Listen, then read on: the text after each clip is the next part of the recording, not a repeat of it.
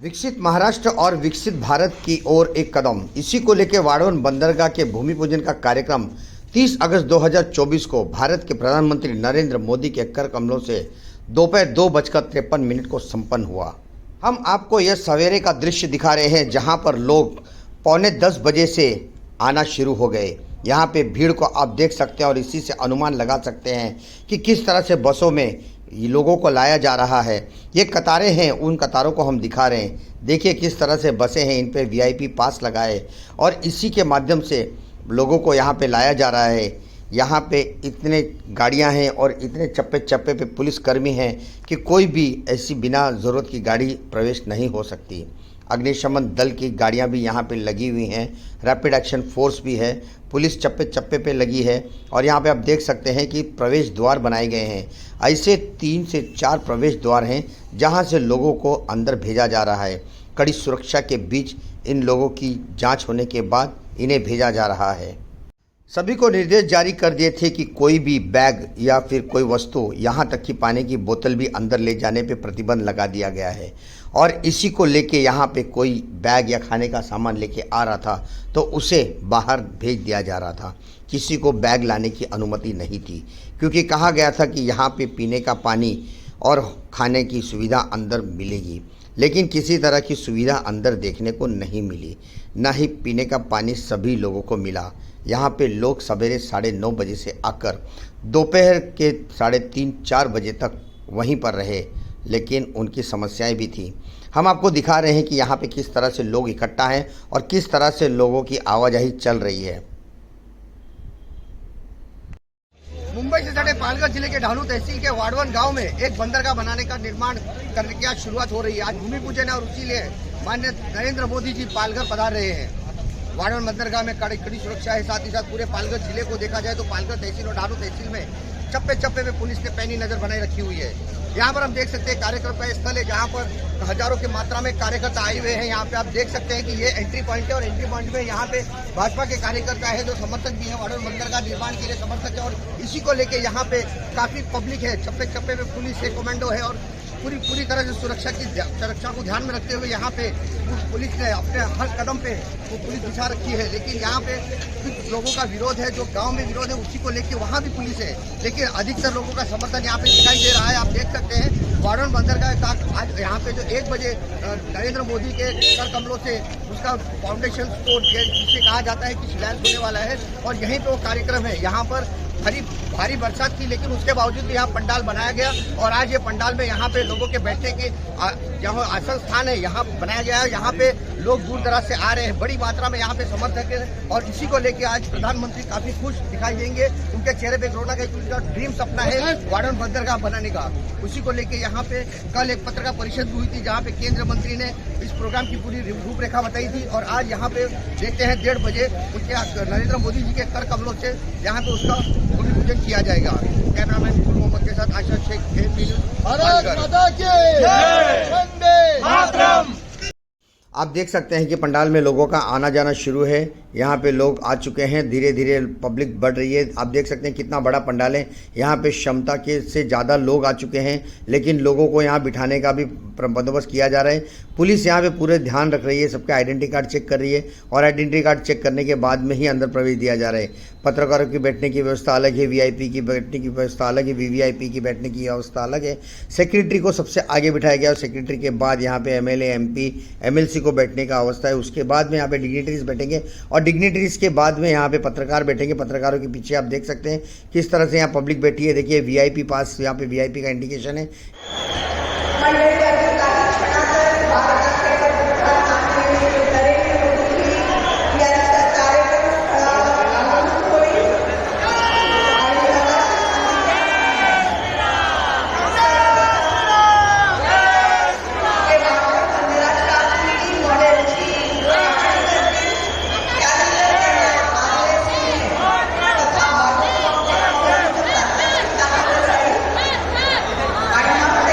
यही वो मंच है जहां से भारत के प्रधानमंत्री नरेंद्र मोदी वाड़वन बंदरगाह का ऑनलाइन भूमि पूजन करेंगे। उनके साथ मुख्यमंत्री एकनाथ शिंदे, उप मुख्यमंत्री देवेंद्र फडणवीस, अजित पवार और अन्य मंत्री शामिल रहेंगे।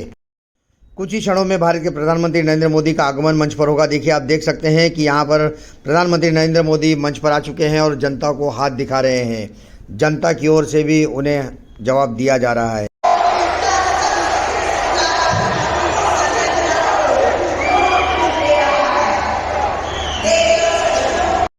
भारत के प्रधानमंत्री नरेंद्र मोदी का स्वागत महाराष्ट्र के मुख्यमंत्री एकनाथ शिंदे शाल पहनाकर कर रहे हैं। उनके साथ में आप देख सकते हैं कि उप मुख्यमंत्री देवेंद्र फडणवीस और अजित दादा पवार भी हैं।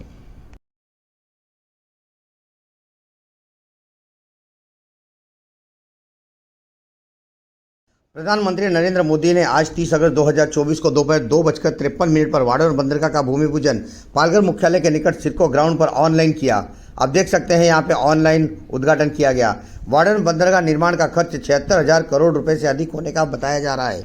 इस बंदरगाह को विश्व स्तरीय समुद्री प्रवेश द्वार बनाने के लिए डिजाइन किया गया है, जो बड़े कंटेनर जहाज़ों और अल्ट्रा बड़े मालवाहक जहाज़ों को समायोजित करके व्यापार और आर्थिक विकास को बढ़ाएगा। प्रधानमंत्री नरेंद्र मोदी ने अपने भाषण में कहा कि पालघर जिले में डाहनु के पास स्थित वाडोर बंदरगाह भारत के लिए सबसे गहरे पानी के बंदरगाहों में से एक होगा, जो अंतर्राष्ट्रीय शिपिंग मार्गों में सीधा कनेक्टिविटी प्रदान करेगा।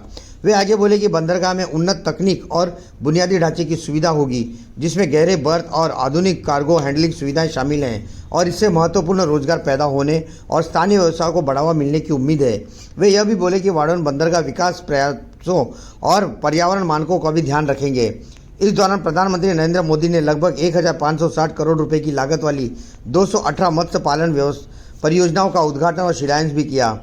इसका उद्देश्य पूरे भारत में मत्स्य पालन क्षेत्र के बुनियादी ढांचे और उत्पादकता को बढ़ाना है। वे यह भी बोले कि मत्स्य पालन क्षेत्र में 5 लाख से अधिक रोजगार के अवसर पैदा होने की उम्मीद है। 360 करोड़ रुपए की लागत वाली vessel communication and support system की राष्ट्रीय शुरुआत भी करेंगे, जिसके तहत 13 तटीय राज्यों और केंद्र शासित प्रदेशों में मछली पकड़ने वाले जहाज़ों पर 1 लाख ट्रांसपोर्टर लगाए जाएंगे। इससे द्वारा विकसित यह प्रणाली मछुआरों के लिए संचार, सुरक्षा और बचाव कार्यों को बेहतर बनाएगी। अन्य पहलुओं में मछली पकड़ने में बंदरगाह, एकीकृत एक्वा पार्क विकसित करना और रिसर्कुलेटरी एक्वाकल्चर सिस्टम और बायोफ्लॉक जैसे उन्नत तकनीकों के अपनाना शामिल रहेगा। प्रधानमंत्री ने यह भी कहा कि इन परियोजनाओं में मछली उत्पादन, कटाई के बाद प्रबंधन और मत्स्य पालन क्षेत्र में आजीविका में सुधार आएगा। प्रधानमंत्री ने मछली पकड़ने में बुनियादी ढांचे की परियोजनाओं की भी नींव रखी। इससे पहले मछली पकड़ने के बंदरगाहों की उन्नत करना और कटाई के बाद प्रबंधन के लिए सुविधाओं को बढ़ाने के लिए मछली बाजारों का निर्माण करना शामिल है। प्रधानमंत्री ने कहा कि मछुआरों को कोई नुकसान न हो, इस बात का विशेष ध्यान रखा जाएगा और जिसका नुकसान हो रहा है उसे मुआवजा भी दिया जाएगा। कुल मिलाकर सभी पहलुओं पर ध्यान दिया जाएगा। इस दौरान 3 मछुआरों का सम्मान भी वाडोर बंदरगाह में भूमि पूजन कार्यक्रम के दौरान किया गया। संत सेनाजी महाराजांची पुण्यतिथी मी त्यांना नमन करतो।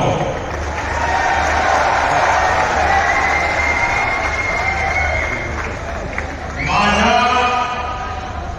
सर्व लाडक्या बहिणी आणि लाडक्या भावांना तुमच्या या सेवकाचा नमस्कार।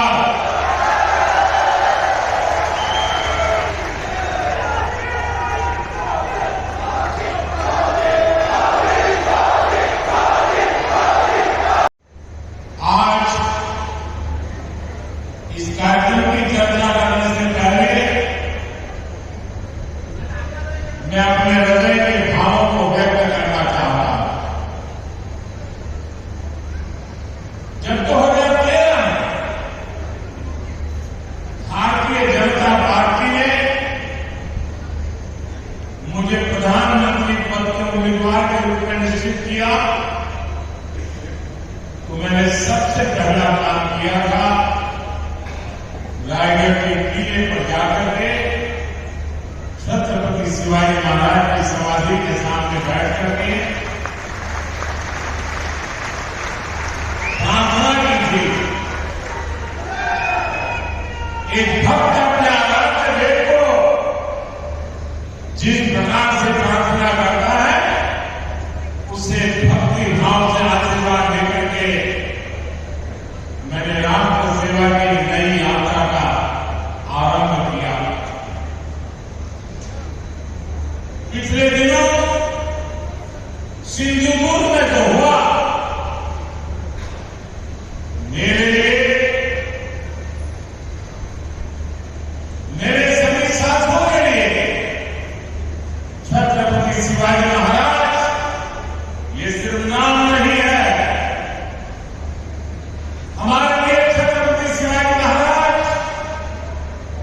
ये सिर्फ राजा महाराजा राजपूत मात्र नहीं है, हमारे लिए छत्रपति शिवाजी महाराज आराध्य देव है।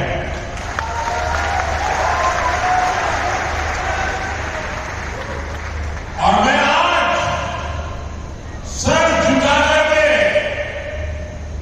मेरे आराध्य देव छत्रपति शिवाजी महाराज की उनके चरणों में मस्तक रख के माफी मांगता हूं। हमारे संस्कार अलग है, हम वो लोग नहीं हैं जो आए दिन भारत मां के महान सपूत इसी धरती के लाल वीर सावरकर को अनाप शराब गालियां देते रहते हैं, अपमानित करते रहते हैं,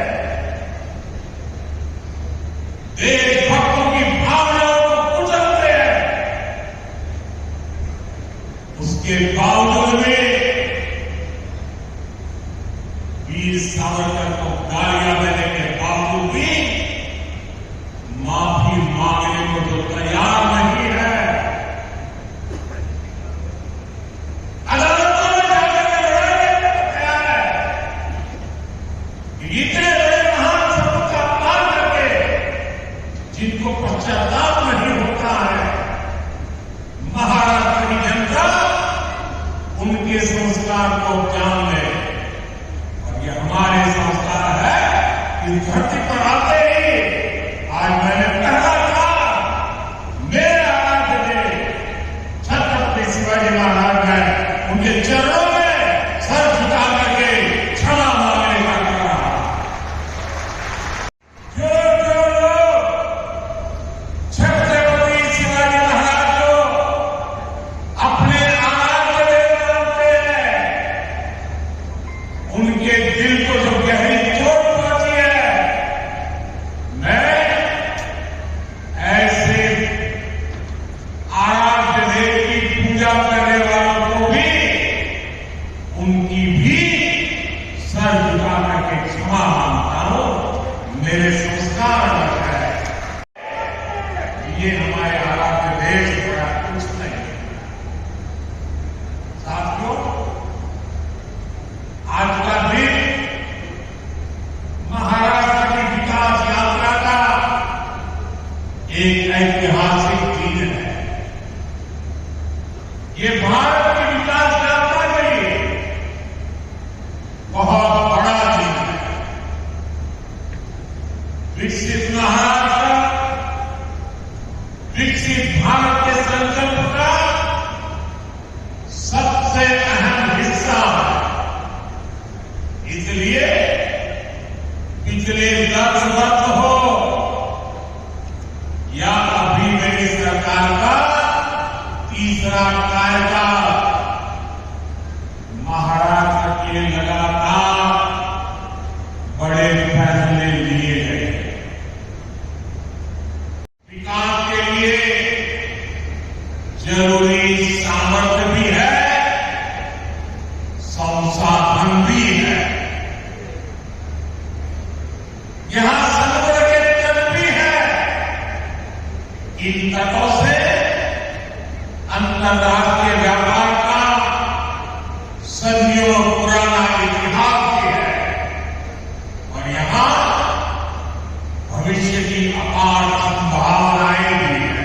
सबका पूरा लाभ महाराष्ट्र को और देश को मिले, इसके लिए आज मार्बल फोर्ट की नींव रखी गई। 76,000 करोड़ रुपए से ज्यादा खर्च किए जाएंगे। ये देश का सबसे बड़ा कंटेनर पोर्ट होगा। ये देश ही नहीं, दुनिया के सबसे गहरे पोर्ट में से एक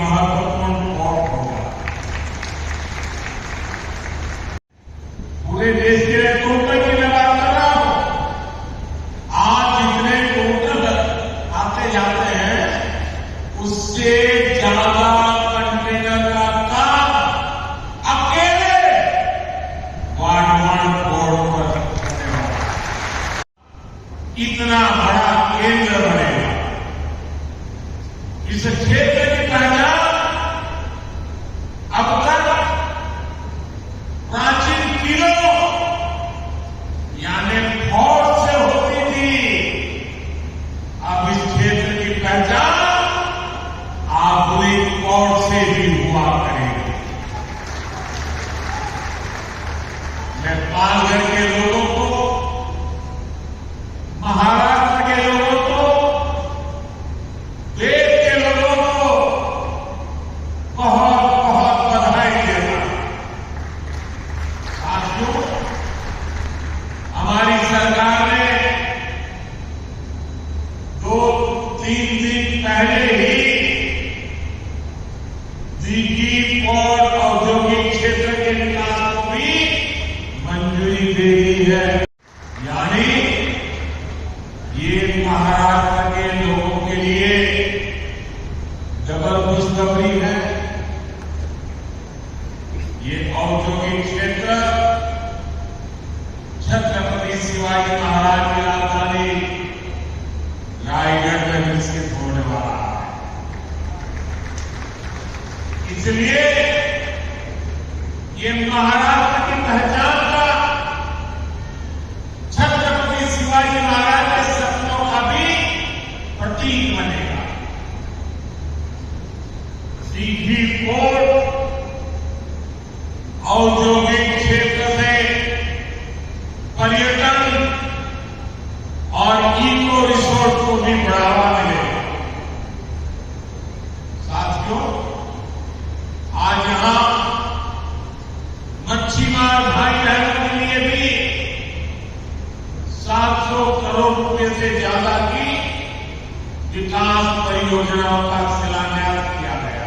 देश के अलग अलग जगहों पर 400 करोड़ रुपए से ज्यादा की परियोजनाओं का उद्घाटन भी यहीं से हुआ। अपने मछुआरे भाई बहनों को, आप सभी साथियों को बधाई देता हूं। वाटवर्ण पोर्ट हो, दिघी पोर्ट इंडस्ट्रियल एरिया का विकास हो, फिशरी की योजनाएं हो, इतने बड़े बड़े काम माता महालक्ष्मी देवी, माता जीवदानी और भगवान नरेंद्र के आशीर्वाद से ही हो रहे हैं।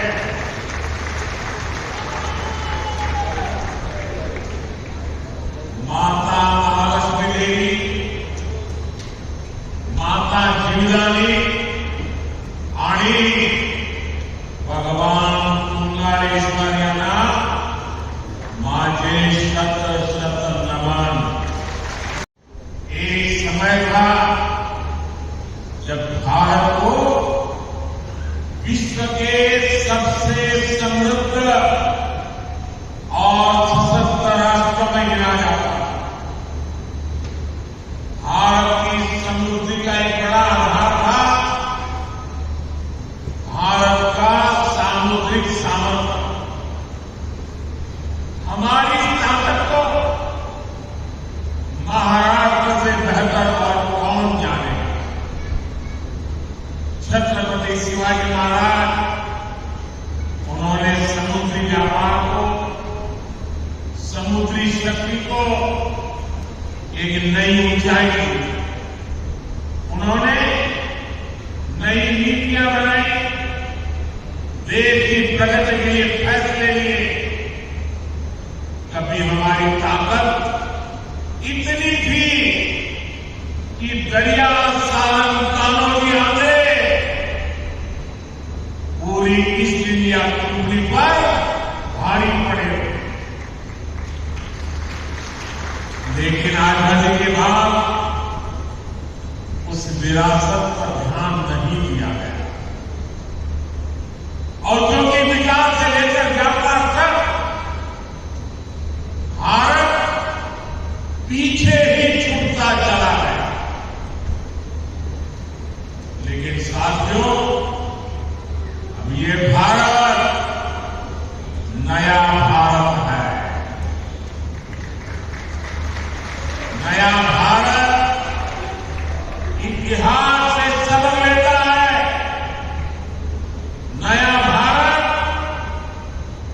अपने सामर्थ्य को पहचानता है। नया भारत अपने गौरव को पहचानता है। हजारों जहाज आएंगे, कंटेनर आएंगे, इस पूरे क्षेत्र की आर्थिक तस्वीर बदल जाएगी।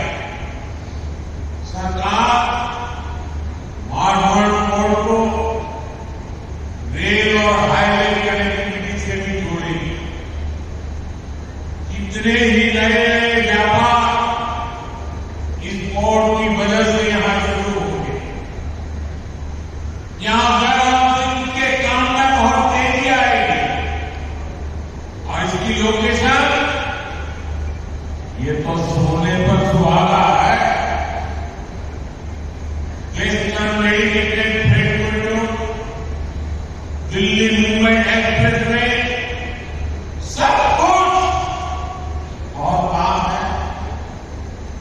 पूरे साल यहां से कार्गो आएगा जाएगा और इसका सबसे ज्यादा लाभ आप लोगों को मिलेगा, मेरे महाराष्ट्र के भाईजानों को मिलेगा, मेरी नई पीढ़ी को मिलेगा। साथियों, महाराष्ट्र का विकास ये मेरी बहुत बड़ी प्राथमिकता है। आज मेक इन इंडिया का लाभ महाराष्ट्र को हो रहा है। आज आत्मनिर्भर भारत अभियान का लाभ महाराष्ट्र को हो रहा है। आज भारत की प्रगति में हमारा महाराष्ट्र बहुत बड़ी भूमिका निभा रहा है। लेकिन ये दुर्भाग्य है कि महाराष्ट्र विरोधी दलों ने आपके विकास पर,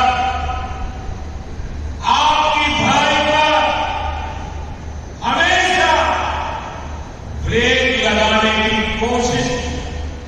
दिल्ली में सेवा करने का मौका दिया।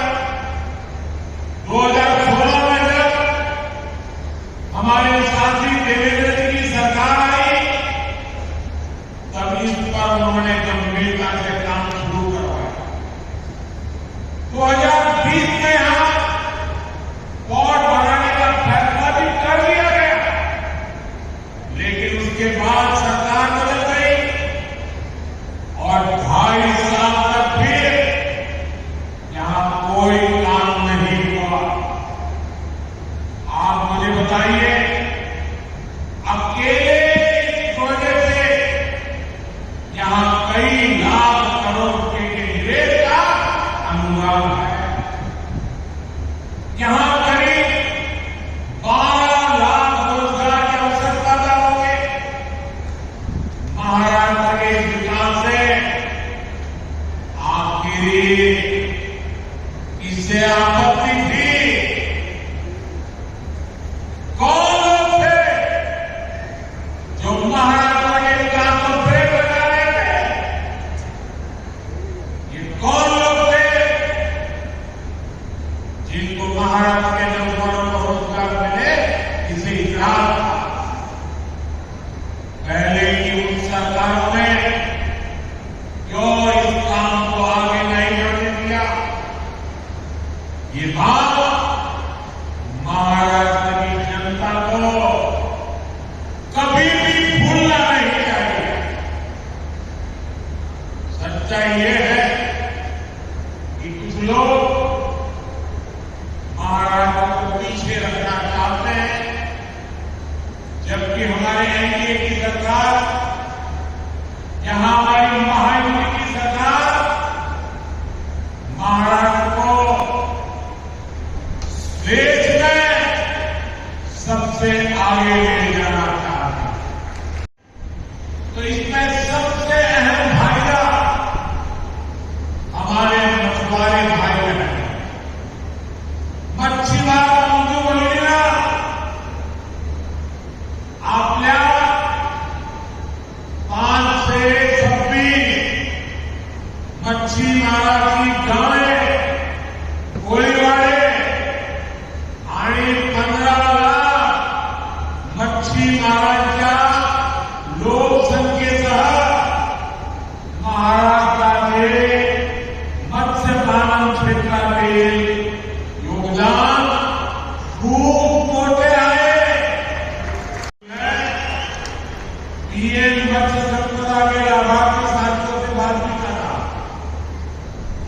इनके परिश्रम से 10 वर्षों में कैसे इस सेक्टर की तस्वीर बदली है, कैसे देश की योजनाओं से, सरकार के सेवा भाव से करोड़ों मछुआरों का जीवन बदल रहा है।